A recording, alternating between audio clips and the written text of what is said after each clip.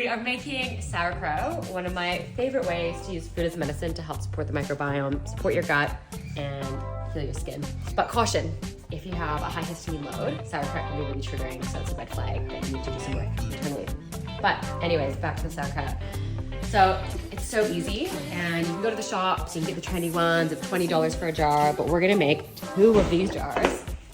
Probably $5 for all of it. So we're gonna shred this very thinly, and then you can do whatever flavor you want, but the base is the shredded cabbage and sea salt. And then you can add in dill. So I'm gonna do dill, ginger. Get dilly with it. Getting dilly with it. And you know what? I wasn't going to. The apples are for our pork tonight, but we can even add some apples in too. So that is gonna be my, I don't even know what flavor of sauerkraut that is, but it's gonna be delicious.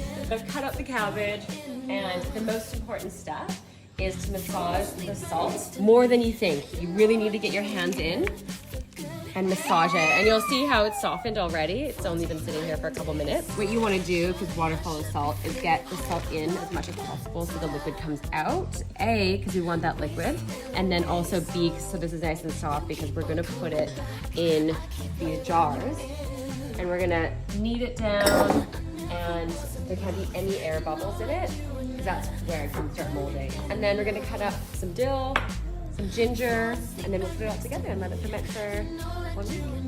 All right, so we put the cabbage into the jars, and this is the next morning, and it's good just to have another look. We use a full leaf as a little lid to help push everything down.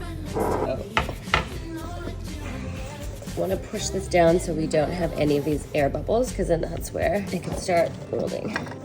If there's any pieces that are floating above the water, that's when it can start molding. You want it to be submersed for about an inch. So you can add filtered water if you need to top it up.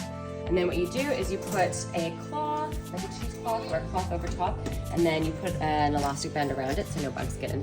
You could leave it for like 3 to 5 days, but I like it to ferment longer, because the longer that you let it ferment, the more microbes, good bacteria. So I usually leave it for 1 maybe 2 weeks.